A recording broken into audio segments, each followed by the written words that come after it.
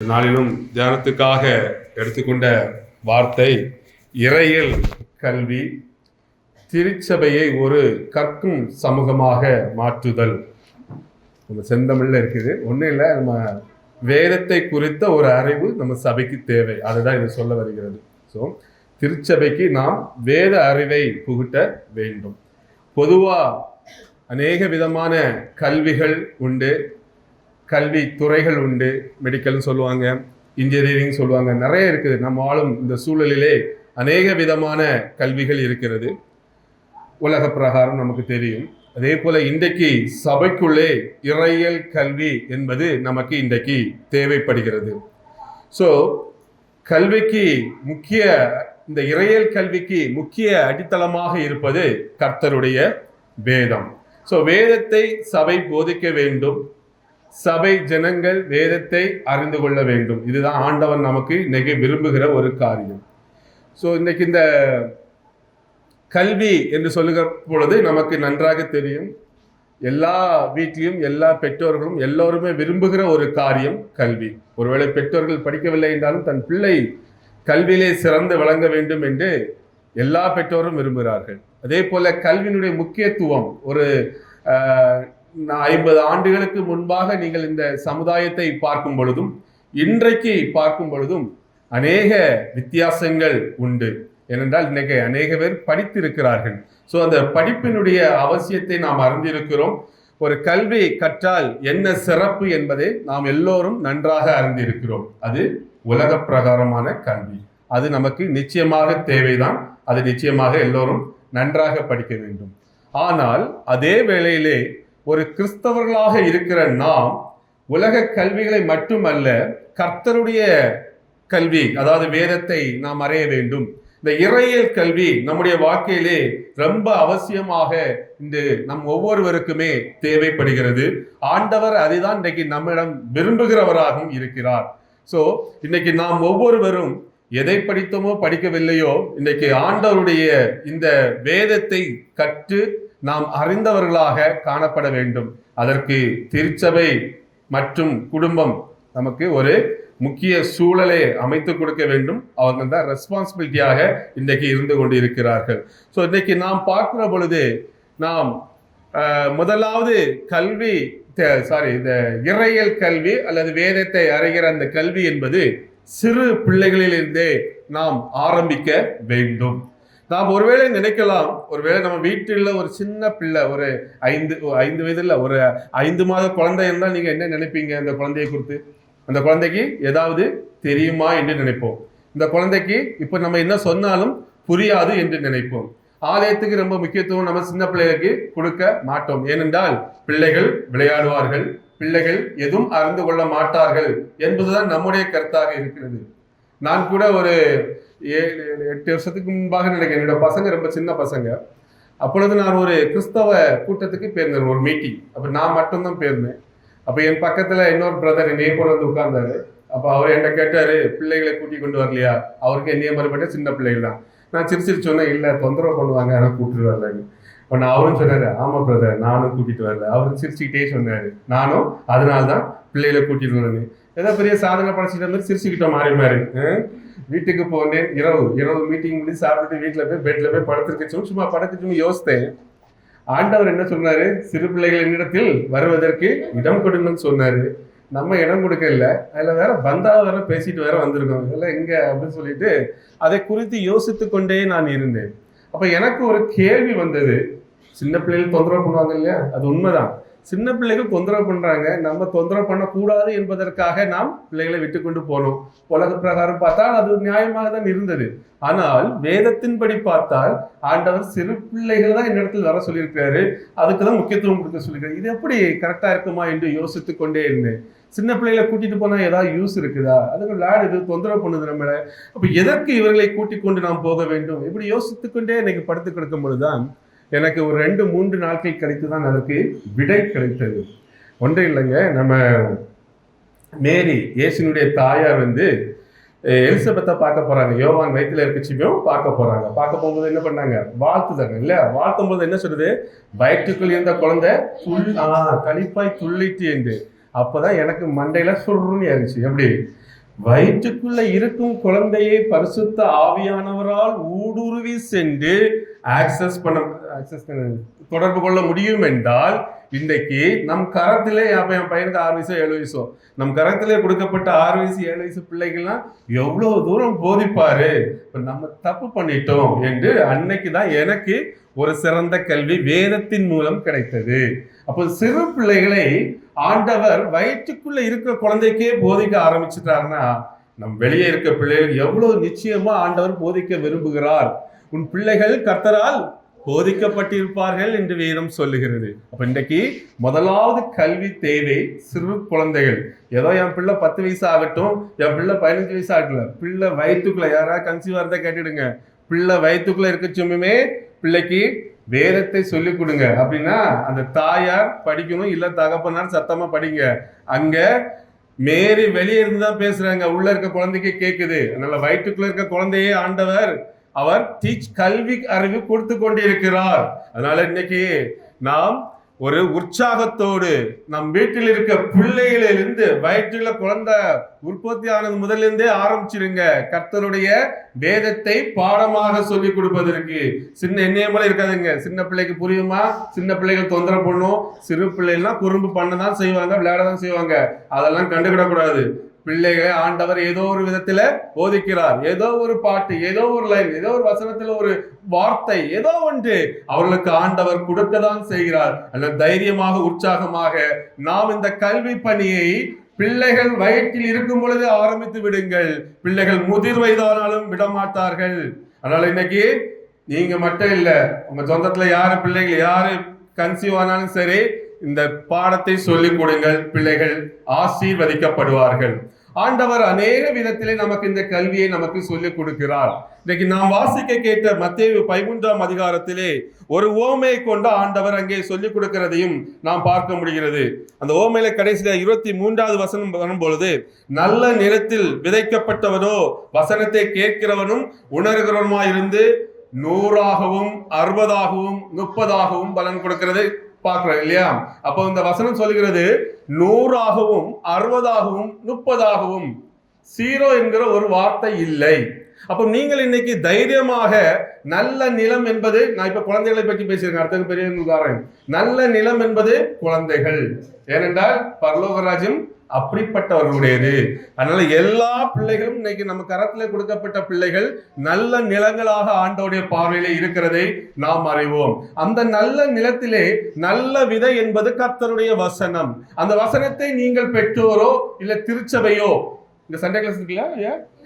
Okay, Sunday class teacher இருக்கீங்களா? ரொம்ப சொந்த கையில தூக்க சொல்ல மாட்டேன், நம்ம கேட்டுக்கோங்க, உங்களுக்கு தான் இது. அந்த பிள்ளைகளுக்கு சொந்த பிள்ளைகளை போல நீங்கள் இந்த கர்த்தருடைய வார்த்தையை, இன்னைக்கு வசனத்தை எந்த அளவுக்கு சொல்லிக் கொடுக்கிறீங்களோ அந்த அளவுக்கு அவர்கள் அந்த நல்ல நிலத்திலே விழுந்த விதைகள் ஒவ்வொன்றும் பலன் கொடுக்கும். ஒருவேளை இன்றைக்கு கொடுக்காமல் இருக்கலாம், ஒரு நாள் கொடுக்கும். இதை ஏன் நான் சொல்லுகிறேன் என்றால், நான் சின்ன வயதிலே இருக்கிற பொழுது சண்டே கிளாஸ்ல எனக்கு ஏதோ ஒரு டீச்சர், அது கூட ஞாபகம் இல்லை, ஆனால் ஒரு வார்த்தை எனக்கு சொல்லிக் கொடுத்தார்கள். இன்னைக்கு எனக்கு 46 வயசு ஆகுது, இன்னைக்கு வரை பிடிச்சிட்டு இருக்கேன். அந்த ஒரு வார்த்தை தான் உங்கள் முன்பாக என்னை கொண்டு பேச வைத்துக் கொண்டிருக்கிறது. அவங்க சொல்லிக் கொடுத்தாங்க, நீ எங்க போனாலும் கர்த்தர் உன்னை பார்த்து கொண்டே இருக்கிறார். நான் சிறு பிள்ளையா இருக்கும் பொழுது எனக்கு அது டீச்சிங் வந்தது. விட்டுட்டேன். நான் காலேஜ் போச்சு, காலேஜ் கட்டி அடிச்சு சினிமா பார்க்க போகும்பொழுது தியேட்டருக்குள்ள போறோம்னு அந்த ஞாபகம் வரும். இந்த டீச்சர்ஸ், சண்டே கிளாஸ் டீச்சர் சொல்லிக் கொடுத்த ஞாபகம் எனக்கு வரும். நான் என்ன சொன்னேன்னா, தியேட்டருக்குள்ள வந்து ஜெபம் பண்ணுவேன். ஆண்டவரே, இன்னைக்கு ஒரு நாளும் கொஞ்சம் அட்ஜஸ்ட் பண்ணிடுங்க, ஃப்ரெண்ட்ஸோடு வந்துட்டேன், நாளையிலேருந்து வர மாட்டேன். இப்படிதான் 3 வருஷம் ஓட்டினேன் இதே ஜெபத்தை தியேட்டருக்குள்ள இருந்து. ஏன்னா பயம், புரியுங்களா? ஒரு சைடு கர்த்தருக்கு பயப்படுற, யார் கொடுத்த பயம்? என் சண்டே கிளாஸ் டீச்சர் விதைத்த ஒரு விதை எனக்குள் ஆழமாக சிறு வயதிலே பயணித்து, சின்ன சின்ன தவறுகள் பண்ணுவதற்கு நான் பயந்து இருக்கிறேன். ஆனாலும் நிறைய தவறுகள் நாம் செய்திருக்கிறோம். இந்த பயம் உள்ளுக்குள் இருந்து கொண்டே இருந்தது. அது நாளடைவில் அந்த பயம் என்னை இன்னைக்கு உங்கள் முன்பாக நிறுத்தி கொண்டு வைத்திருக்கிறது. இன்னைக்கும் சில காரியங்களை செய்வதற்கு நான் பயப்படுகிறேன், தீமைகளை செய்வதற்கு பயப்படுகிறேன். கர்த்தருக்கு பயப்படுகிற பயம் அது எனக்கு விதைத்தது. எனக்கு மறந்து போச்சு, எந்த டீச்சரும் தெரியல. நிறைய டீச்சர்கள் எனக்கு சண்டே கிளாஸ் எடுத்தாங்க. ஏதோ ஒரு டீச்சர், கர்த்தருக்கு ஸ்தோத்திரம், அவங்களுக்காக நான் நிறைய நாள் ஜெபம் பண்ணியிருக்கேன் அந்த டீச்சருக்காக. அதனால சண்டே கிளாஸ் டீச்சர் யாரா இருக்கீங்கன்னா உற்சாகமாக பணியை செய்யுங்கள். ஏதோ ஒரு நாள் நீங்கள் இன்னைக்கு விதைக்கிற விதை 40 வருஷம் 50 வருஷம் கழிச்சு என்னை போல ஒரு மாணவன் சாட்சி சொல்லுவான். உங்களுக்கு பரலோகத்தில் அதற்கான பலன் உண்டாகும். அல்லேலூயா. தைரியமாக இந்த பணிகளை நீங்கள் செய்யுங்கள். நீங்கள் சபை பிள்ளைகளுக்கு உற்சாகம். என திருச்சபை தான் கற்கும் சமூகம் என்று நமக்கு கொடுக்கப்பட்டிருக்கிறது. திருச்சபை மட்டுமல்ல, பெற்றோர்கள் ரொம்ப ரொம்ப முக்கிய பங்கு வகிக்கிறார்கள். ஏனென்றால் அவர்கள் குழந்தைகளுக்கு ரொம்ப முக்கியமானவர்களாக எப்பொழுதும் இருக்கிறதுனாலே பெற்றோருக்கும் இந்த பணி இருக்கிறது. ஓகே, இப்ப இன்னைக்கு நாம் இந்த உவமையில பார்க்கும் பொழுது ஆண்டவர் விதையை கொண்டு பேசுகிறதை நாம் பார்க்க முடிகிறது. ஒரு நல்ல தோட்டம் என்று சொல்லும் பொழுது அந்த தோட்டத்திலே விதைக்கப்படுகிற விதையினுடைய பலனை பொறுத்துதான் ஒரு தோட்டம் சிறப்பாக அமைகிறது. அதே போலதான் இன்றைக்கு நம் பிள்ளைகளுடைய உள்ளத்திலே விதைக்கிற அந்த விதையாகிய வசனம் இன்றைக்கு எந்த அளவுக்கு விதைக்கப்படுகிறதோ, ஒரு நாள் அந்த பிள்ளைகளுக்கு விதைக்கப்பட்ட விதை, அந்த மரங்கள், பல மரங்கள் சேர்ந்து ஒரு தோட்டமாக, அந்த தோட்டங்கள் ஒரு கனி கொடுக்கிற ஒரு மரமாக வளர்ந்து அவர்கள் அநேக ஜனங்களுக்கு ஆசீர்வாதமாக அந்த மரங்கள் இருக்கிறது போல, இன்றைக்கு நீங்கள் திருச்சபை, நீங்கள் விதைக்கிற விதை, உங்கள் பிள்ளைகள் ஒரு நாள் இந்த சபையிலே கனி கொடுக்கிற மரமாக வளர்ந்து அவர்கள் அநேகருக்கு சாட்சிகளாக இருப்பார்கள் என்று கர்த்தருக்குள் நான் விசுவாசித்து ஆண்டவருக்கு நான் நன்றி சொல்லுகிறேன். அதனால இன்னைக்கு தைரியமாக நீங்கள் உங்கள் பிள்ளைகளுக்கு முதலாவது குழந்தை, சின்னிலிருந்து ஆரம்பிப்போம், பிறந்த குழந்தை இல்ல, வயிற்றுக்குள்ள இருக்க குழந்தையிலிருந்து ஆரம்பிச்சிருங்க. அதை தைரியமா இதை சொல்லுறேன். பிள்ளை பிறக்கட்டும், வளர நடக்கட்டும், அது அப்புறம் பாத்துக்கலாம். பிள்ளை கன்சீவ் ஆயிடுச்சு டாக்டர் சொன்ன அன்னையிலிருந்து முதல்ல டீச்சிங், கர்த்தருடைய வசனத்தை சத்தமா சொல்லுங்க. பைத்தியக்காரத்தனமா இருந்தா கூட பரவாயில்ல, உன் பிள்ளைக்கு சொல்லிக் கொடுக்கணும் என்ற ஒரு உணர்வோடு நீங்கள் சொல்லுங்கள். நல்ல பாடுங்கள். வசனம் கேட்க கேட்க தாயும் சரி தகப்பனும் சரி, தாய் மட்டும் இல்ல, சிலரும் சொல்லுவாங்க அம்மா நல்ல பாட்டை கேட்கணும், நல்ல இல்ல அப்பாவும் செய்யணும். இங்க மேரி வெளியே இருந்து பேசுறதா எலிசபெத் வயிற்றுல இருந்து குழந்தையை கேட்டு, அப்பா வெளியே இருந்து வசனம் சொன்னாலும் கேட்கும், அப்பா வெளியே இருந்து பானாலும் கேட்கும். ஆண்களுக்கும் நிறைய ரெஸ்பான்சிபிலிட்டி குடும்பத்துல உண்டு, நிறைய இல்ல, அவங்களுக்கு தான் நிறைய முதல்ல. சோ அதை உணர்ந்து நிறைய வீடுகளை பார்த்தா அம்மாவுக்கு தான் இந்த ரெஸ்பான்சிபிலிட்டி கொடுத்து அப்பா அம்மார்கள் ஒதுங்கதை பார்த்துருப்போம். தகப்பனுக்கு முக்கியமான கடமைகள் இதில் இருக்கிறது, பிள்ளைகளை ஆண்டவருடைய கல்வியிலே வளர்ப்பதற்கு. இரண்டாவது பார்க்கும் பொழுது நான் வாசிக்க கேட்ட நெகேமியா, சபையை ஒரு ஆன்மீக வாழ்வை நோக்கி நாம் கட்டி எழுப்ப வேண்டும். அங்கே நாம் பார்க்கிற பொழுது நெகேமியா 8வது அதிகாரத்திலே நாம் பார்க்கிற பொழுது 8:1-13 வரை நாம் வாசிக்க கேட்டோம். அங்கே பார்க்கிற பொழுது அங்கே ஆண்டவருடைய வசனத்திற்கு அவர்கள் முக்கியத்துவம் கொடுக்கிறதை நாம் பார்க்கிறோம். எஸ்ரா, வேதபாரகனாகிய எஸ்ரா மற்றும் அந்த ஜனங்கள் எல்லோரும் சேர்ந்து ஆண்டவருடைய வசனத்துக்கு முக்கியத்துவம் கொடுக்கிறார்கள். முதல் வசனத்திலே பார்க்கும் பொழுது ஜனங்கள் எல்லாம் தண்ணீர் வாசலுக்கு முன்பாக வீதியிலே ஒருமனப்பட்டு, இன்னைக்கு நாம் ஆலயங்களிலே சரி, இது திருச்சபை குறித்து பேசினாலும் சரி, ஆலயங்களிலும் சரி, குடும்பமாக இருந்தாலும் சரி, குடும்பமும் ஒரு ஆலயம் தான். குடும்பம், கணவன் மனைவி பெற்றோர், வீட்டில் எத்தனை பேர் இருக்காங்களோ, ஆம், ஒருமனப்படுகிறவர்களாக இருக்க வேண்டும். அம்மா ஒரு சைடு, அப்பா ஒரு சைடு இல்ல, சர்ச்சில் பாஸ்டர் ஒரு சைடு, விசுவாசிகள் ஒரு சைடு இல்ல, ஒருமனப்படவர்களாக இருக்க வேண்டும். எதிலே ஒருமனப்பட வேண்டும்?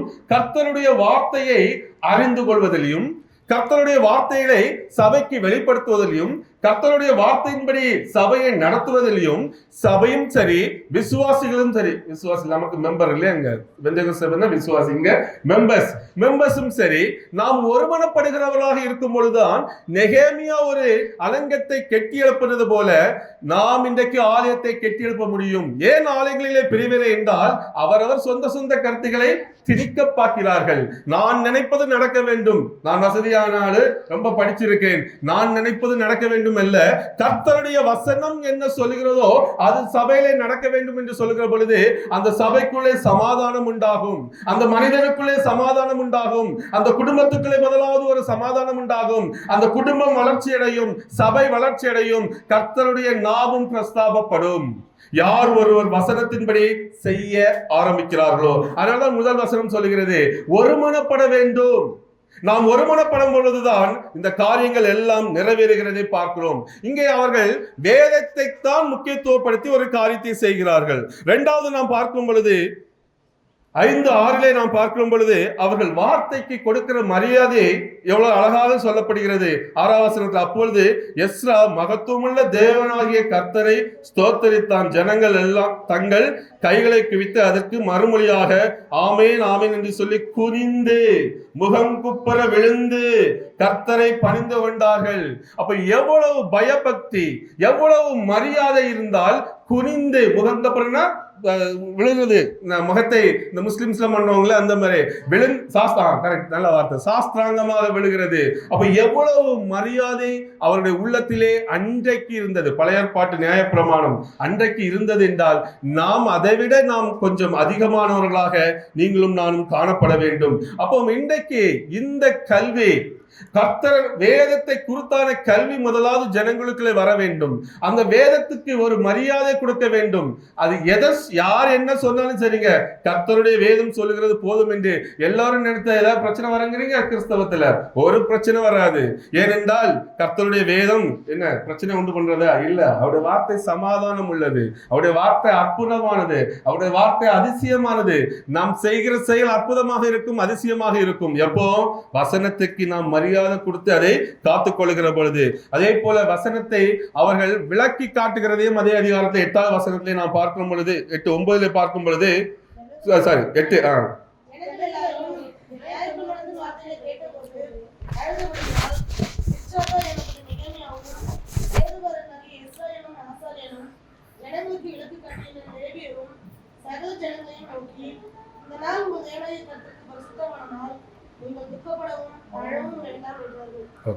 அங்கே விளக்கி காட்டுகிறதை நாம் பார்க்க முடிகிறது.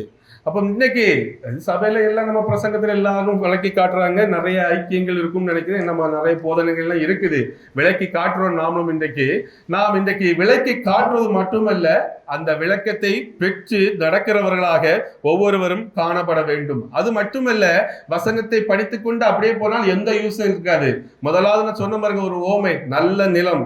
உண்மையிலே ஒரு நல்ல நிலத்திலே ஒரு விதை விழுந்தால் அந்த விதை முதலாவது வெடிக்கும்.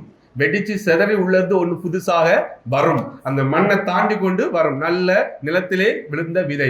அதே போல உங்கள் இருதயத்துக்குள்ளே உங்கள் நிலம் நல்ல நிலமாக இருக்குமானால், உங்கள் இருதயத்துக்குள்ளே இன்னைக்கு வசனம் விதைக்கப்படுமானால், முதலாவது செய்கிற வேலை மனம் திரும்புதல். ஒடுங்கி அழுது கர்த்தருடைய சமூகத்திலே தன்னை அர்ப்பணித்து, இந்த விதையை போல தன்னை அர்ப்பணித்து ஒரு ஜீவ பலியாக அந்த விதை தன்னை இழந்து புதிதான ஒன்றை உருவாக்குகிறது. அதே போல இன்னைக்கு உங்கள் நல்ல நலமாக இருக்கும் பொழுது நீங்கள் ஆண்டவருக்கு முன்பாக ஜீவ பலியாக உங்களை ஒப்பு கொடுத்து கண்ணீரோடு மனம் திரும்பி உங்களுக்குள்ளிருந்து புதிய சிந்தனை, அது கிறிஸ்துவின் சிந்தனை, உங்களுக்கிருந்து ஒரு புதிய வாழ்வு, அது கிறிஸ்து கொடுக்கிற ஒரு வாழ்வு, புதிதான ஒன்று வர வேண்டும். அப்போதான் உங்க நிலம் நல்ல நிலமாக இருக்கிறது என்று அர்த்தம். அந்த நல்ல நிலத்திலே விழுந்த விதைகள் எல்லாம் இங்கே 9ஆம் வசனம் சொல்லுகிறது, ஜனங்கள் எல்லோரும் நியாயப்பிரமாணத்தின் வார்த்தைகளை கேட்ட பொழுது அழுதபடியினால் என்று சொல்லப்படும். அப்ப அழுது மனம் திரும்புகிறார்கள். நியாயப்பிரமாணத்துக்கே அவ்வளவுன்னா புதிய ஆண்டவருடைய இயேசு கிறிஸ்துவின் கிருபை பிரமாணம் எவ்வளவு தூரம் நமக்கு கிரியை செய்யணும் என்பதை நீங்கள் இன்றைக்கு அறிந்து கொள்ள வேண்டும். அன்பானவர்களை, தயவு செய்து அதை அப்படியே விட்டுட்டு போயிடாதுங்க. வசனம் என்பது சாதாரண கிடையாது. வசனம் ஜீவன் உள்ளது. ஒரு வசனம் ஒரு நாள் படித்தாலும் அந்த வசனம் உங்களோட கூட பேசிக்கொண்டே இருக்கணும். எங்க போனாலும் அந்த வசனம் உங்களுக்குள்ளே காதல இறங்காற மாதிரி கேட்டுக்கொண்டே இருக்கணும். அதை கொண்டு நீங்கள் கிரியை செய்கிறவர்களாக இருக்கணும். அதுக்குதான் இவ்வளவு பெரிய வார்த்தைகள் எழுதி நமக்கு இந்த வசனத்தை எழுதி இந்த வேதத்தை கொடுக்க எத்தனை பேர் செத்துருக்காங்க தெரியுமா? எத்தனை சரித்திரத்துல பார்த்தா எனக்கு தெரிஞ்ச ஒரு ஆயிரக்கணக்கான மக்கள் தங்களுடைய ஜீவனை பலியாக கொடுத்து நம்ம கயங்களிலே டிரான்ஸ்லேஷன் சரி, ஒரிஜினல் எத்தனையோ டிரான்ஸ்லேஷனுக்கு எத்தனையோ பேர் மறித்து கொடுக்கப்பட்ட ஒரு வேதம். சும்மா விளையாட்டுறதுக்கா? ஏன் அவங்களெல்லாம் ஆண்டவர் உயிரோட வைக்க முடியாதா? ஏன் ஆண்டவர் தன்னுடைய மரணத்தினாலே, தன்னுடைய ரத்தத்தினாலே ஒவ்வொரு எழுத்துக்களையும் அவர் தொய்த்து நம்ம கைகளிலே இன்னைக்கு கொடுத்து இருக்கிறார். ஒவ்வொரு வார்த்தையும் இன்னைக்கு இயேசு கிறிஸ்துவின் ரத்தத்தினாலே கழுவப்பட்ட வார்த்தைகளாக இருக்கிறது. அதனால்தான் அந்த வார்த்தைகள் வாழ்ங்குகிற பொழுது நமக்குள் ஜீவன் உண்டாகிறது, நமக்குள் மனம் திரும்ப வருகிறது, நாம் புதியவர்களாக மாறுகிறோம். எந்த புத்தகத்தை படித்தாலும் வராது. ஏன் வேத புத்தகத்திலே ஒரு வார்த்தை படிக்கும் பொழுது மனிதன் மனமாறு மாறுகிறான். ஏனென்றால் அது ஜீவனுள்ள வார்த்தை. ஜீவன் எங்கே உண்டோ அங்கே கிரியை செய்யும். அதனால இன்னைக்கு ஏதோ படிச்சோம் போனோம் இல்ல, தயவு செய்து வசனங்களை உள்வாங்குறவர்களாக உங்கள் அந்த வசனம் உங்கள் வாழ்க்கையை நடத்துகிறதாக இருக்கணும். நான் உனக்கு போதித்து உன்னை நடத்துவேன் என்று சங்கீதம் 32:8 சொன்னாரு. அது என்னன்னா அந்த வசனம் தான். அதற்காக டெய்லி வந்து மைக்கு பிடிச்சு இயேசு கிறிஸ்து பேசுவார் எதிர்பார்க்க கூடாது. அவருடைய வசனம் பேசும். நீங்கள் அதிகாலையில எழுந்து தாகத்தோடு ஆண்டவரே இன்றைக்கு என்னோட கூட பேசுங்கள் என்று நீங்க கேட்கிற பொழுது ஆண்டவர் அந்த வசனத்தை கொண்டு உங்களோட கூட பேசுவார். என்னை கூட இன்னைக்கு ஒரு வசனத்தை பேசிதான் அனுப்பிட்டு வரும்போது சொல்லுகிறேன். சரிங்களா? சரி, நான் நேற்று கேட்டுக்கொண்டு தான் அதிகாலை 4 மணிக்கு எழுப்பி கேட்கிறேன். ஒரு வசனம் தாங்க ஆண்டவரே, இன்னைக்கு நான் பிரசங்கம் பண்ண போறேன். நேற்று எல்லாம் ரெடி பண்ணி வச்சுட்டேன். நீங்க ஒரு வசனத்தை தாங்க ஆண்டவரேன்னு 4:30 மணிக்கு எழுப்பி 5:30 மணி வரைக்கும் ப்ரேயர் பண்ணிட்டு அடுத்த பிறகு ஒரு சின்ன குட்டி தூக்கம். அதுல ஒரு வசனம் எனக்கு சத்தத்தில் கேட்டது. யோசுவா 1ஆம் அதிகாரம். அடுத்த அந்த டாபிக் தான் வரப்போகுது, நம்ம பார்த்துக்கலாம். சரிங்களா? சோ இன்னைக்கு நாம் வசனத்தை ஆண்டவரிடம் கேட்டு நடக்கிறவர்களாக மாற வேண்டும். நானும் பெரிய ஆள் ஒன்றும் கிடையாது. என்ன ஒரு ஆசை, ஒரு தாகம், அவ்வளவுதான், வேற ஒண்ணும் இல்ல. கேட்கிறோம், தர்றாரு, அழகாக தந்து கொண்டு இருக்கிறாரு. நீங்களும் கேளுங்கள், தருவார். அந்த வார்த்தை உங்களுக்கு ஜீவன் கொடுக்கும். நீங்கள் எந்த சூழலில் இருந்தாலும் உங்களுக்கு ஒரு சமாதானம் உண்டாகும். நான் சொல்லுகிறேன், நான் இந்த வேதத்தை சுமந்து அங்கங்கே பிரசங்கம் என்ற ஒரே காரணம், நான் 10 ஆண்டுகளுக்கு முன்பாக மன அழுத்தத்தினாலும் மிகவும் கொடியதான அந்த மன அழுத்தம் என்ற நோயில பாதிக்கப்பட்டு செத்து விடுவேன் என்று நினைத்த நான் இன்றைக்கும் நடந்து கொண்டிருக்கிறேன் என்றால் இந்த ஜீவனுள்ள வார்த்தை ஒவ்வொரு நாளும் எனக்குள்ள ஜீவன் தருகிறது. நான் அடைந்த சந்தோஷத்திற்கு அளவே இல்லை. இன்றைக்கும் ஒவ்வொரு நாள் மாலையிலும் காலையிலும் எனக்கு ஆண்டோட வேத வசனம் கொடுக்கிற சந்தோஷத்துக்கு அளவே இல்லை. ஒருவேளை என்னை துக்கப்படுத்துகிற காரியங்கள் வந்தாலும் அந்த வசனத்தை தியானிப்போம் பாருங்க. உட்கார்ந்து தியானிக்க தியானிக்க தியானிக்க அனல் முண்டதுன்னு சொல்லிட்டு ஒரு வார்த்தை கேள்விப்பட்டிருக்கீங்க. உள்ளுக்குள்ள இருந்து ஒரு சந்தோஷம் வரும். எங்கிருந்து வருகிறதுன்னு தெரியாது. நாள் முழுவதும் அது சந்தோஷம், நாள் முழுவதும் சந்தோஷமாக இருக்கும். அதனால்தான் நான் சாட்சியாக சொல்கிறேன், இந்த வசனத்தை நீங்கள் ஒவ்வொரு நாளும் பிடித்துக் கொள்ளுங்கள். நான் வேதத்தை படித்து அழுத நாட்கள் அநேக நாட்கள், ஏதோ 1-2 நாட்கள் இல்ல, வேணா 1-2 நாட்கள் என் கண்ணீர் வராமல் இருந்திருக்கலாம். பெரும்பாலான நாட்கள் வேதத்தை படிக்க படிக்க படிக்க என் கண்களிலிருந்து கண்ணீர் வந்து கொண்டே இருக்கும். காரணம், அவ்வளவு அருமையான வார்த்தைகள், அவ்வளவு அருமையான வெளிப்பாடுகள், அவ்வளவு அருமையான என் தேவை. எனக்கு நாளைக்கு ஒரு தேவை இருக்கும், நாளைக்கு ஒரு பிரச்சனையை சால்வ் பண்ண போக இருப்பேன். ஆண்டவர் அன்னைக்கு கிருபையாக எனக்கு வசனத்தை கொடுப்பார், கூடவே இருந்து நடத்துவார். என் பக்கத்துல என் மனைவி, பிள்ளைகள், என் பெற்றோர்கள் இருக்கிறது போல, கூடவே இருக்கிறது போல ஒரு உணர்வு இந்த வசனத்துக்கு ஆண்டவர் எனக்கு ஒவ்வொரு நாளும் கொடுத்து கொண்டிருக்கிறார். நான் உண்மையை சொல்லுகிறேன், நான் பெற்ற பிள்ளைகளுக்கு முத்தம் கொடுத்திருக்கிறேன். அதை விட அதிகமா இந்த வேதத்துக்கு தான் முத்தம் கொடுத்திருக்கிறேன். அளவே கிடையாது. தப்பா நினைக்காதீங்க. கிறுக்குத்தனமா பண்ணிட்டு இருப்பேன் தனியா உட்காந்து. என்னை பார்த்தா பைத்தியக்காரன் மாதிரி எனக்கே சில தோறும். வேதத்துக்கு நான் முத்தம் கொடுத்த நாட்கள் 1 அல்ல 2 இல்ல. ஏன் அவ்வளவு சந்தோஷம்? அந்த வார்த்தைகள் என்னை ஒன்னொன்றாக சொல்லிக் கொண்டிருக்கிறது. என்னை பைத்தியக்காரன் சொன்னாங்களா, இன்னைக்கு என்னை பார்த்து எழும்பி நின்று வணக்கம் போடுறாங்க. ஏன்? கர்த்தருடைய வசனம் என் வாயிலே இருக்கிறதுனால. எனக்கு ஞானம்லாம் ஒன்றும் பெருசா கிடையாது, சாதாரண குடும்பத்தில் பிறந்தவன். கர்த்தருடைய வசனம் வர ஆரம்பித்ததிலிருந்து நான் யோசிக்கிறது, செய்கிறது, எனக்கு ஆண்டவர் தந்த பொறுமைகள், ஒவ்வொரு காரியங்களும் எனக்கே ஆச்சரியமா இருக்கிறது. சில காரியங்கள் பொறுமையா இருந்துட்டே இருப்பேன். ஏனென்று தெரியாது. ஆண்டவர் சொல்ல, கர்த்தருக்கே காத்திரு. அன்னைக்கு காலத்தை படிச்சிருப்பேன். ஒரு காரியத்தை பண்ணுவதற்கு வேகமா இன்னைக்கு முடிச்சாகும் நினைப்பேன். காலையில வசனம் வரும், கர்த்தருக்கே காத்திரு. அவ்வளவுதான், அதோட முடிச்சிருவேன். கர்த்தருக்கே. ஆனால் சில நாட்கள் பார்க்க என்னடா இப்படி போகுது. ஆனா சில நாட்கள் கழிந்த பிறகு தெரியும், கர்த்தரே ஸ்தோத்திரம். நான் அன்னைக்கு அவசரப்பட்டிருந்தேன்னா எல்லாமே தலைகளா மாறி இருக்கும். இன்னைக்கு இவ்வளவு பொறுமையா இருந்ததுனால காரியங்கள் கைகூடி வருகிறது. ஒரு சில நேரங்கள்ல ஆச்சரியமா இருக்கு. அதெல்லாம் சாட்சி சொல்லணும்னா எனக்கு இன்னொரு 10 நாள் இங்க கன்வியூஸா நான் டோரப்பட்டு உட்கார்ந்துருக்கணும் உங்க சர்ச்சில். அவ்வளவு சாட்சிகள் வேதத்தின் மூலம் எனக்கு இருந்து கொண்டிருக்கிறது. அவ்வளவு தூரம் அவர் சொல்லிக் கொண்டிருக்கிறார். ஆனால் வேதத்தை ஆண்டவர் சொல்றார், பிள்ளைகள் கர்த்தரால் போதிக்கப்பட்டிருப்பார்கள். மற்றவர்கள் நான் உனக்கு போதித்து நீ நடக்க வேண்டிய வழியை உனக்கு காட்டுவேன், உன்மேல் என் கண்ணை வைத்து ஆலோசனை சொல்லுவேன் என்று சொல்லியிருக்கிறார். அருமையா கேட்டுடுங்க. வசனத்தை அமைதியா கேட்டு ஒழுங்கா நடந்துன்னா கண்ணை வைத்து ஆலோசனை சொல்லுவார். இல்லைன்னா கடிவாளம் தான். கழுதைக்கும் குதிரைக்கும் கடிவாளம் போடுற மாதிரி போட்டு தான் தண்டனை கொடுப்பார். அடுத்த வசனம் 9 சங்கீதம் 32:9 பார்க்கும் பொழுது நேர் மாறி இருக்கும். பிரசங்கத்துக்கு கிடையாது, இருந்தாலும் வேணா சொல்லிட்டு போயிடுறேன். சங்கீதம் 32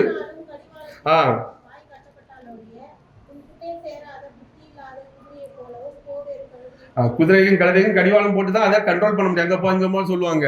அதே போல வேண்டாம், அதே போல ஒன்றிய நான் பண்ண வைக்காத, என் கண்ணினாலே உனக்கு ஆலோசனை சொல்ல, ரொம்ப ஸ்மூத்தா இருக்கும், அருமையா இருக்கும், அதன்படி நீ நடந்துக்கோ. அது ஆண்டவரோடு பழக பழகதான் வரும். இது நம்ம சொல்லணும்னா, இப்போ சில ஒரு 100 பேர் இருந்தாலும் என் மனைவி வந்து இங்க உட்கார்ந்து என்ன பார்த்தாங்கன்னா எனக்கு தெரியும் அவங்க எதுக்கு பாக்குறாங்க, என்ன சொல்றாங்கன்னு எனக்கு தெரியும். பேசவே வேண்டாம், கண்ணை வச்சு என்ன பார்த்தாலே தெரியும். ஆனா உங்களுக்கு தெரியாது, ஒண்ணுமே தெரியாது, அவங்க சாதாரணமா இருப்பாங்க. ஏனென்றால் அவர்களோட அதிகமாக நான் பழகி பழகி பழகி பழகி கண்ணை வச்சே அவங்களுடைய லாங்குவேஜை என்னால கண்டுபிடிக்க முடியும். ஒன்னும் பேசண்டாம். அதே போலதான் ஆண்டவர் சொல்றாரு, என்கிட்ட நீ பழகிட்டே இரு, நான் என் கண்ணை வைத்து உனக்கு ஆலோசனை சொல்லுவேன். ரொம்ப ஸ்மூத்தா அழகா இருக்கும் கண்ணை வைத்து ஆலோசனை கொள்ளும்போது. அதை கேட்கல, குதிரைக்கு கடிவாளம் போட்ட மாதிரி போட்டு கூட நான் உடனே கேட்க வைப்பேன் சொல்லி எச்சரிக்கையாகவும் அடுத்த வசனம் சொல்லுகிறார். அதனால ஆண்டவருடைய போதனை 2 வகையான போதனை இருக்கிறது. அவர் கண்களினாலே ஆலோசனை சொல்லுவார்ல, அதை கேட்டு சந்தோஷமாக நாம் நடக்க கற்றுக்கொள்வோம். அடுத்ததாக நாம் வாசி கேட்ட சங்கீதம் 1வது அதிகாரத்திலே 2வது வசனத்தை பார்க்கும் பொழுது, கர்த்தருடைய வேதத்தில் பிரியமா இருந்து இரவும் பகலும் அவருடைய வேதத்தில் தியானமாய் இருக்கிற மனிதன் பாக்கியவான். சங்கீதம் 1:2. அப்ப இன்னைக்கு ஆண்டவர் சபைக்கு ஒரு ஊட்டச்சத்தாக கொடுக்கிற ஒரு காரிய உணவு என்பது கர்த்தருடைய வசனம். அதுதான் இன்னைக்கு அந்த தலைவர்களை உருவாக்க வேண்டும் என்பதையும் ஆண்டவர் இன்னைக்கு நமக்கு சொல்லிக் கொடுக்கிறதையும் நாம் பார்க்க முடிகிறது. இரவும் பகலும் வேதத்திலே தியானமாக இருக்க வேண்டும் என்று ஆண்டவர் சொல்லுகிறார். இதேதான் ஆண்டவர் யோசுவா என்ற ஒரு தலைவனை உருவாக்குகிறார் மோசேக்கு அப்புறமாக. யோசுவா 1ஆம் அதிகாரம் 7வது வசனத்திலே பார்க்கும் பொழுது ஆண்டவர் சொல்லுகிறாரு, என் தாசனாகிய மோசே உனக்கு கற்பித்த நியாய பிரமாணத்தின்படி எல்லாம் செய்ய கவனமாக இருக்க மாத்திரம் மிகவும் பலங்கொண்டு திடமனதாயிரு. நீ போகும் இடமெல்லாம் புத்திமானாக நடந்து கொள்ளும்படிக்கு அதை விட்டு வலது இடப்புறம் விலகாது. இப்ப அடுத்த வசனம் பார்க்கும்போது லாஸ்ட்ல வரும்போது, நீ இரவும் பகலும் அதை தியானித்து கொண்டிருப்பாயாக. எங்க சங்கீதம் 1:2 சொல்லப்பட்டு போல, அப்பொழுது நீ உன் வழியை வாய்க்க பண்ணுவாய், அப்பொழுது புத்திமானாயும் நடந்து கொள்வாய். இன்னைக்கு காலத்தை எனக்கு கேட்ட வசனம் இந்த வசனம் தான். சரிங்களா? யோசுவா 1ஆம் அதிகாரம் இந்த 7-8 இந்த வசனங்கள் தான் என் காதிலே விழுந்த சத்தம். ஸோ நான் அதுக்கப்புறம் தான் இதை எடுத்தேன். நான் ஆக்சுவலா நான் சொல்லணும்ல, எனக்கு நேற்று ஆலோசனை இல்லை. ஸோ ஒரு தலைவனை உருவாக்குகிறார் யோசுவா, இந்த தலைவனை உருவாக்குகிறார். சும்மா எலெக்ஷன் வச்சுலாம் உருவாக்கல. நான் அதுக்காக எலெக்ஷன் நடக்கல குறை சொல்ல, நானும் சிஎஸ்ஐ மெம்பர் தான், அது குறை சொல்லல, நல்ல சிஸ்டம் தான். ஆனால் ஒரு தலைவன் என்பவன், நல்லா பார்த்துக்கிடுங்க, யோசுவா இந்த தலைவனை உருவாக்குவதற்கு ஆண்டவர் சொல்லுகிறார், மோசே என் தாசனாகிய மோசே உனக்கு கற்பித்த நியாய பிரமாணத்தின்படி எல்லாம் செய்ய கவனமாய் இருந்து. ஏன் ஆண்டவர் யோசுவா சும்மா தேர்ந்தெடுத்துக்கலாமே, நீ வாப்பா நீ அவன் கூட நல்ல வேலை செய்த வான்னு சொல்லிக்கலாம். இல்ல, அவன் கற்பித்த நியாய பிரமாணத்தை தான் அவர் கத்துக்க சொல்றாரு. முதல்ல அதுல உறுதியாயிரு.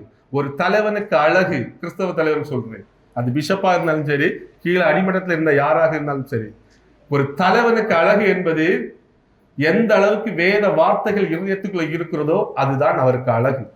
அந்த வார்த்தைகள் இருந்தால்தான் கர்த்தருடைய சித்தத்தின்படி நடத்தி சொல்ல முடியும்.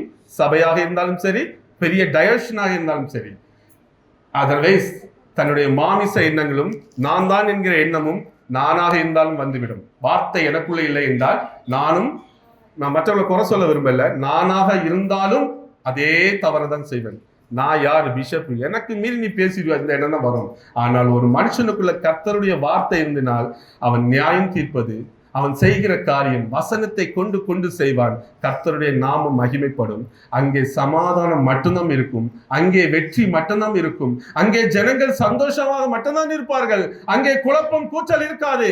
எங்கே ஒரு தலைவன் கர்த்தருடைய வசனத்தை கற்று தேர்ந்து வசனத்தின்படி தன்னை நடக்க தன்னை அர்ப்பணிக்கிறவன் தான் தலைவன். யோசுவாவை மாதிரிப்பட்டவன் 4 பேர் ஓட்டு போட்டு வந்தவன் தலைவனாக முடியாது. வேணாலும் சட்டம், டயசன் சட்டம் வைத்துக் கொள்ளலாம். ஆனால் நமக்கு தேவை அது இருக்கலாம், அது ஒரு நம்மளுடைய டயசன் பாரம்பரியம் இருக்கட்டும், அது தவறில்லை. ஆனால் வசனத்தை அறியாமல் தலைவனாக இருக்கிறதுக்கு உனக்கு எந்த அருகதையும் கிடையாது. யாராக இருந்தாலும் சரி, ஒரு வழியின் ஒரு பெரிய சபையோ பெரிய டயசனை நடத்துவதற்கு வசனத்தை கொண்டு நடத்துங்களையா. நாம் இன்னைக்கு இந்த தமிழ்நாடு இல்ல, இந்த இந்தியாவே கிறிஸ்தவை ஏற்றுக்கொண்டிருக்கிறோம். ஏன் எத்தனை இந்துக்கள் என்ன கிறிஸ்தவத்தை குறித்து என்னிடம் மோசமாக பேசி இருக்கிறார்கள் தெரியுமா? இந்த செய்தித்தாள்களில் வருகிறதை பார்த்து, வாட்ஸ்அப்ல வருகிற பார்த்து, தலை இப்படி போட்டுதான் நான் இருந்திருக்கிறேன், என்னையா இப்படி நடக்கிறது என்று. ஏன் யோசுவா மோசே போன்ற தலைவர்கள் இன்னைக்கு இல்லை? இன்னைக்கு ஏதோ 4 பேர், எனக்கு 5 பேர் பழக்கம் இருந்தால், வசதி இருந்தால் இன்னைக்கு நான் தலைவன். இதான் இன்னைக்கு நடக்கிறது. எந்திரல் போட்டு அது ஒரு பக்கம், நமக்கு அது தேவையில்லை, தெரிஞ்சு வைத்துக் கொள்ளுங்க. வேதனையா இருக்கு, வேதனையை வெளிப்படுது, தப்பா நினைக்காதுங்க. சோ இன்னைக்கு நாளைக்கு நீங்கள் இங்க இருக்கிறவர்கள் ஒரு தலைவராக மாறலாம். உங்களுக்கு ஒரே தகுதி எலெக்ஷன் போட்டு ஜெயிக்கிறது அல்ல, அது இரண்டாவது. நீங்கள் கர்த்தருடைய வசனத்திலே உறுதியாக இருங்கள். உங்களை ஒருவரும் ஜெயிக்க முடியாது.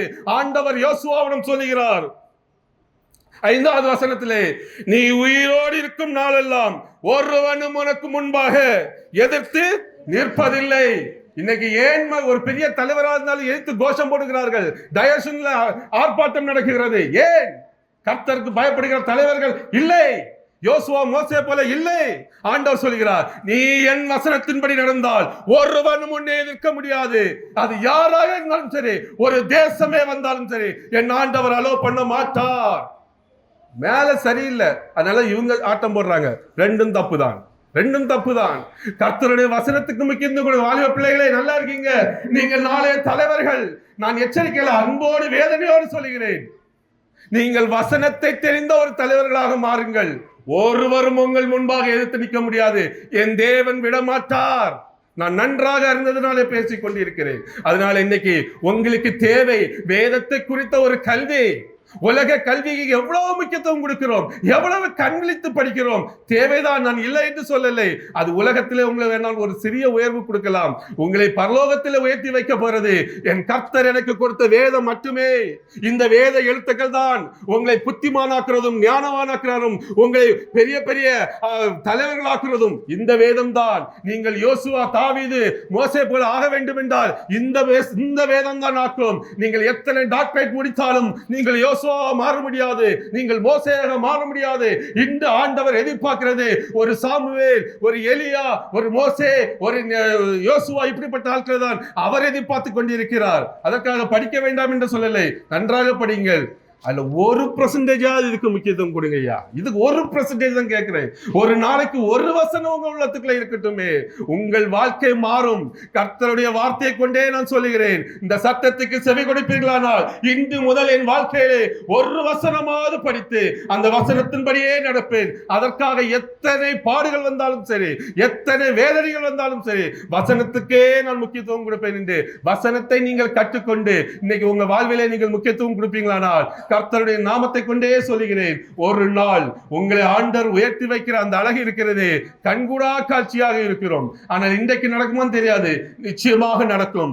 நாளைய தலைவர்கள் நீங்கள் இருக்கிறதுனால நான் இதை சொல்லுகிறேன். நிறைய யோசுவாக்கள் உருவாக வேண்டும் என்ற ஆசையிலே நான் சொல்லிக் கொண்டிருக்கிறேன். கர்த்தர் உங்களுக்கு வேலையடைத்து உங்களை பாதுகாத்துக் கொள்வார்.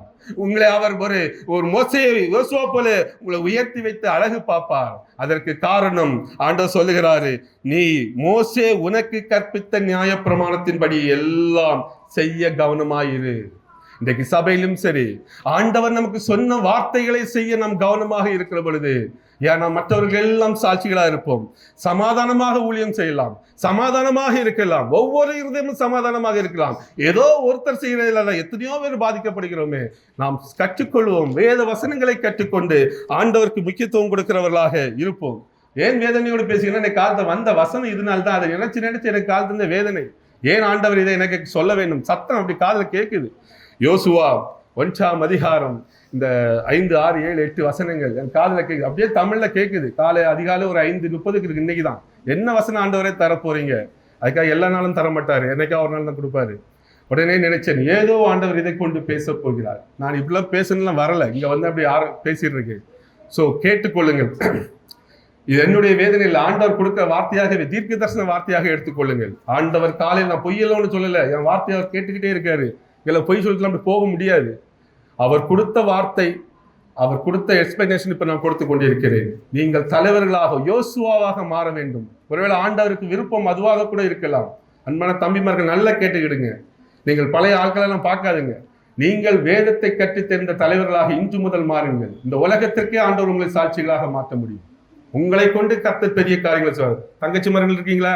அதுக்கு பெரியவங்களை குறை சொல்லலை. ஏன்னா நான் வாலிபர் மத்தியில் அதிகமாக ஊழியம் செய்யறதுனால எனக்கு வாலிபர்களை பார்த்தா ஒரு அக்கறை ஆட்டோமேட்டிக்கா வந்துடும். சரிங்களா? நான் அதிகமாக இப்போ வாலிபர் மத்தியில தான் ஊழியம் செய்யறேன். ஸோ எனக்கு வாலிபர்கள் மேல, வாலிபர்கள் ஆண்டவருக்கு நேராக ஒரு யோசுவா, மோசே யோசுவாவை கொண்டு வந்தது போல இந்த விழுப்புரத்துல நிறைய யோசுவாக்களை உருவாக்க வேண்டும், பெண் யோசுவாக்களை உருவாக்க வேண்டும். அந்த ஒரு ஆசையில தான் நான் ஓடிக்கொண்டிருக்கிறேன் ஒரு 3 ஆண்டு காலமாக. அதனால வாலிபர்களை பார்த்தா நான் இந்த வார்த்தைகளை எல்லாம் பேசிக் கொண்டிருக்கிறேன். நாளைய தலைவர்கள் நீங்கள் இந்த வார்த்தைகளை தயவு செய்து கேட்டுக்கொள்ளுங்கள். நீங்கள் வேற எந்த வழியில போனாலும் தேர் இஸ் நோ சான்ஸ். உங்களுக்கு இந்த வார்த்தைகளை பிடித்து கொண்டு ஓடுங்கப்பா. தைரியமா ஊழியத்துக்கு வாங்க, சபைக்கு வாங்க, முக்கியத்துவம் நீங்க நின்று நடத்துங்க. வார்த்தையை கொண்டு கொண்டு கர்த்தருடைய வேதம் என்ன சொல்லுகிறது முதலாவது பிரயாசப்பட்டு செய்ய வாருங்கள். அடுத்ததாக ஆண்டவர் சொல்லுகிறார் நமக்கு ஆவிக்குரிய வரங்களை கையாளுவதற்கு 1 கொரிந்தியர் 14ஆம் அதிகாரம் 20-23 நாம் பார்க்கும் பொழுது ஆண்டவர் எப்படி ஆவிக்குரிய வரங்களை எல்லாம் கையாள வேண்டும் என்று நமக்கு ஒரு ஆலோசனை கொடுக்கிறார். ஆண்டவர் சில நேரங்களில் தரிசனத்தை கொடுப்பார், சில நேரங்களில் சொப்பனங்களின் மூலம் உங்களோடு கூட பேசுவார்.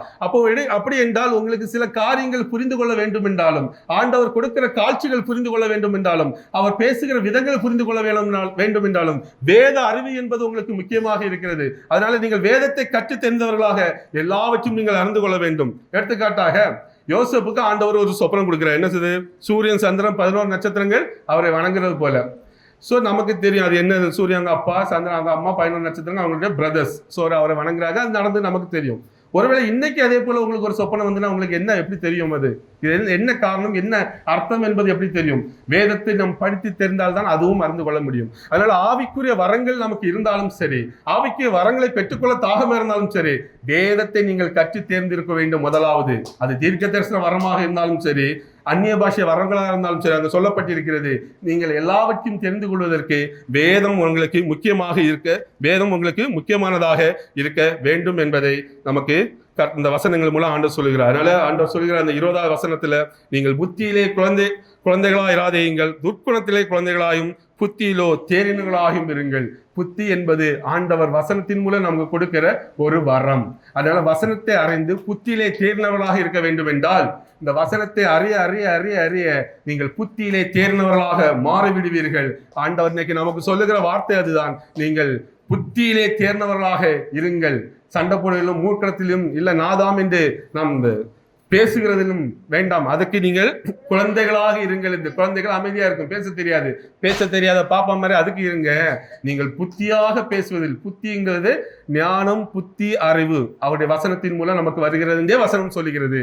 ஸோ புத்தியாக பேசுகின்றால் வசனத்தை கொண்டே பேசுங்கள் என்று ஆண்டவர் நமக்கு அழகாக சொல்லிக் கொடுக்கிறார். அது மட்டுமல்ல, மற்ற வரங்கள் நமக்குள்ளே கிரியை செய்து தெரிந்து கொள்ள வேண்டும் என்றாலும் கர்த்தருடைய வசனத்தின் ஞானம் நமக்கு முக்கியமாக இருக்கிறது என்பதை நாம் அறிந்து நாம் ஒவ்வொருவருமே இன்றைக்கு இந்த காரியங்களை ஆவிக்குரிய வரங்களிலே கையாளுவதிலும் நீங்கள் ரொம்ப ஞானமாக வேத வசனங்களை அதிகமாக கற்றுத் தேர்க்கும் பொழுது நீங்கள் வரங்களையும் பெற்றுக்கொள்ள முடியும்.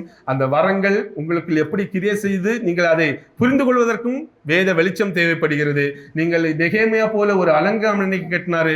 இன்னைக்கு நாம் ஒரு ஆவிக்குரிய அலங்கங்களை கட்டுவதற்கும், நாம் வீடுகளை ஆவிக்குரிய விதத்திலே கட்டுவதற்கும், நம் சபைகளை ஆவிக்குரியதாக கட்டுவதற்கும் இன்றைக்கு தேவை. நெகேமியா அவங்க எஸ்ட்ரா, அந்த நெகேமியா சொல்லப்பட்ட போல அந்த எஸ்ட்ரா அவங்க டீம் எல்லாம் கர்த்தருடைய வசனத்தை கொண்டு மொத்த சபையும் எழுந்து நின்று மரியாதை கொடுத்து அதற்கு முக்கியத்துவம் கொடுத்து படித்து மனம் திரும்பி அழுது ஒப்பு கொடுத்து வந்தது போல எந்த நிலங்களிலே விதைக்கப்பட்ட அந்த விதைகள் நல்ல நிலங்களுக்குள்ளே விதைக்கும் பொழுது அதுகள் மனம் திரும்பி வருகிற பொழுது நிச்சயமாக சொல்கிறேன், அங்கே நீங்கள் உங்களுக்குள்ளாக முதலாவது தேவ ராஜ்யம் கட்டப்படுகிறது. அப்படி கட்டப்பட்டவர்கள் வந்து ஒரு ஆலயத்தில் கட்டும் பொழுது, ஆலயத்தை கட்டி எழுப்புகிற பொழுதுதான் ஆவிக்குரிய மாளிகை இங்கேயும் கட்டப்படுகிறது. அப்படி தேவராஜ்யம் கட்டப்பட்டவர்கள் வெளியே போகும் பொழுதுதான் அங்கேயும் ஆண்டோடைய ராஜ்யம் கட்டப்படுகிறது. உங்களுக்குள் தேவராஜ்யம் கட்டப்படாமல் நீங்கள் எத்தனை பணி செய்தாலும் எல்லாம் கடமைக்காக தான் இருக்குமே தவிர அங்கே எந்த ஒரு அர்த்தமும் பிடிக்காது. ஒரு நாள் யார் வேணா இடித்து போடலாம், ஆனால் நீங்கள் தேவராஜ்யத்தை உங்களுக்குள்ளாக பெற்று நீங்கள் எதை கட்டினாலும் அந்த கட்டடம் அது உறுதியாக இருக்கும் என்பதிலே எந்த மாற்று கருத்தும் இல்லை. கட்டினவர் ஆண்டவர், ஒருவரும் அதை இடித்து போட முடியாது. அதனால முதலாவது வேத வசனத்தை உங்களுக்குள்ளாக கொண்டு தேவ ராஜ்யத்தை பெற்றவர்களாக ஒரு உறுதியோடு நீங்கள் ஆண்டோடைய பணியிலே வாருங்கள். ஆண்டவர் இந்த வார்த்தைகளை கொண்டு எப்படி ஒரு குழந்தைக்கு கற்பித்தாரோ, எப்படி ஒரு குழந்தை வயிற்றிலிருந்து ஒரு குழந்தைக்கு ஏன் அந்த குழந்தைக்கு சொல்லிக் கொடுக்கணும், ஆண்டவருக்கு படிப்பு, அப்ப டீச்சிங் என்பது அவ்வளவு முக்கியமாக இருக்கிறது கர்த்தருடைய பார்வையிலே. அதனால முதல்ல சிறு குழந்தையிலிருந்தே ஆரம்பித்தேன். அதனால நீங்கள் ஒரு சிறு பிள்ளைக்கு ஆண்டவர் ஒரு காரியத்தை சொல்லிக் கொடுக்க அவ்வளவு முயற்சி பண்ணால் உங்களுக்கும் எனக்கும் அந்த காலத்தை, இந்த வார்த்தையை கற்றுக்கொள்வதிலே அவர் எவ்வளவு வாஞ்சியா இருப்பார் என்பதை அறிந்து இன்றையில இருந்து, இன்னைக்கு எவ்வளவு நாள் போனாலும் சரி, இன்றையில இருந்து இந்த வேத வார்த்தைகளை நான் மிகவும் கற்றுக்கொண்டு என்னுடைய நிலத்தை நல்ல நிலமாக வைத்து இந்த நிலத்தில் விழுந்த அந்த விதைகள் எல்லாம் மறந்து கனி கொடுக்கிற மரமாக மாறும். இந்த கனி இந்த பகுதியில் உள்ள மக்கள் நிழலிலும் தங்கலாம், கனிகளை பறித்தும் சாப்பிடலாம். அந்த மக்களுக்கு நீங்கள் ஆசீர்வாதமாக இருப்பீர்கள். தேவ ராஜ்யம் இந்த வார்த்தைகள் மூலமே இன்றைக்கு நமக்குள் கட்டப்படுகிறது. கட்டப்பட்ட ராஜ்யமாக நெகேமியா கட்டின ஒரு அலங்கம் போல நாம் இன்னைக்கு கட்டப்பட்டு நாம் எல்லா விதத்திலும் சிறந்து விளங்குவோம், மற்றவர்களுக்கு சாட்சியாக இருப்போம். கர்த்தருடைய வார்த்தைக்கு யோவான் சொன்னது போல அவருக்கு சாட்சியாக நான் வந்திருக்கேன் என்று சொன்ன போல நம்ம கையில கொடுக்கப்பட்ட அநேக பேர் மரித்து கொடுக்கப்பட்ட வேதம், இதற்கு சாட்சியாக இருங்கள். நிச்சயமாக சொல்லுகிறேன், ஒரு நாள் கர்த்தர் உங்களை பெரிய பெரிய காரியங்கள் உங்களை கொண்டு செய்வார். கர்த்தர் தம் இந்த வார்த்தைகளை ஆசீர்வதிப்பாராக. ஆமென்.